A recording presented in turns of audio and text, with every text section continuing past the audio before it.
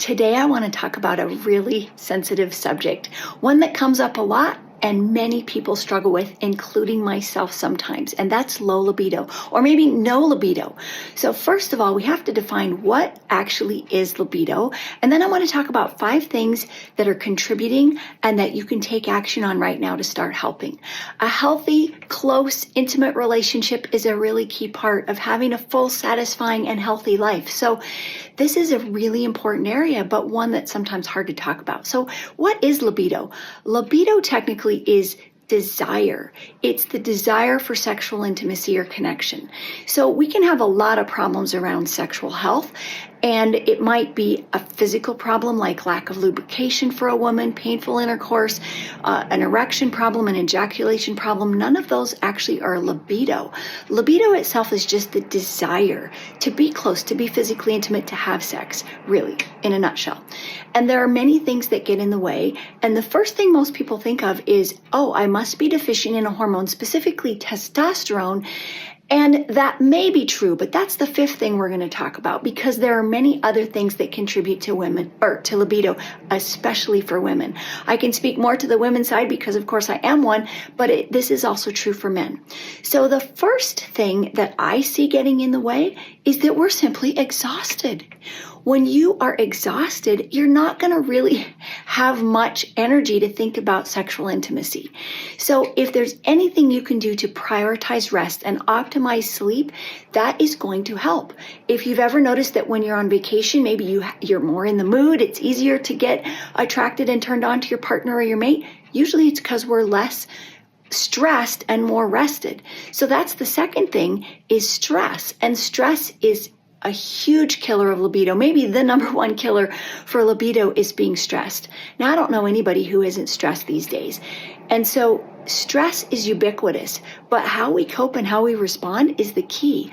We can learn and develop excellent skills and strategies to reduce our stress levels and improve our stress response, even if the external circumstances of what may be triggering our stress is still there. You see, most of the time, stress is actually what's going on up here and what we're thinking about and telling ourselves about the situation. It's not often actually the situation itself. So we've done lots of other videos about stress. Go back in and find some of those and search for those if you're needing to learn more of those specific techniques and tools. But if you simply get more rest and you're not as exhausted and you start learning how to manage your stress better, that's going to go a long ways to helping your libido. The third one, though, is exercise. And you may say, what does that have to do with libido? Well, exercise, especially strength training or resistance exercise, is a really effective tool to increase testosterone. And yes, testosterone is involved in our libido. And both men and women often are on the low side of testosterone for a variety of reasons, including lack of exercise and high stress, which can block some of those pathways. Insulin resistance is another one. If you're dealing with blood sugar issues or insulin resistance, you actually can be blocking your production of testosterone. So exercise helps all those things. It helps relieve stress. It can help you sleep better. It can actually improve your blood sugar regulation, which will improve testosterone production. And the exercise itself raises your testosterone levels, both immediately and long term. So I encourage everyone, men and women of all ages, to get regular, vigorous physical exercise, bit of a tongue twister there, especially resistance or weight training. All right, number 4.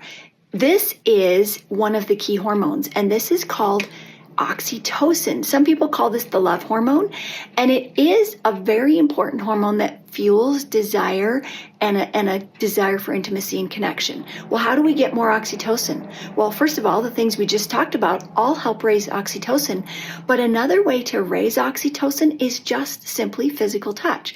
Now, I'm not talking about foreplay. I'm not talking about sexual touch. I'm talking about any touch. It could be petting your animals. It could be just holding hands. It could be sitting next to each other and snuggling on the couch.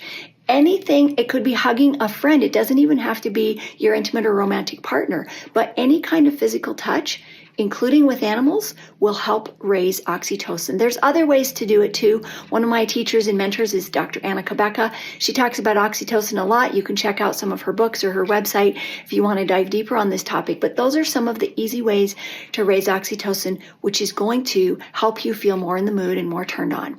All right, the fifth one we're going to talk about is the other hormones, including testosterone. So there are hormones that affect desire, and testosterone is one of them. Oxytocin is another one. But imbalances of estrogen and progesterone also will affect libido, because that can affect the physical discomfort of sex or intimacy.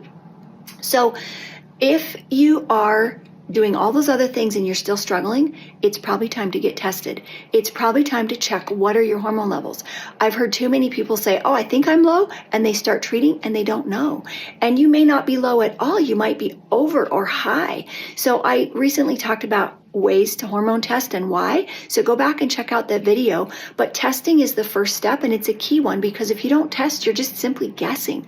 But if indeed your levels are low, your testosterone is low, and by the way, that's very age dependent, but your DHEA, your oxytocin, and you can measure these things and you can replace them, your estrogen, your progesterone.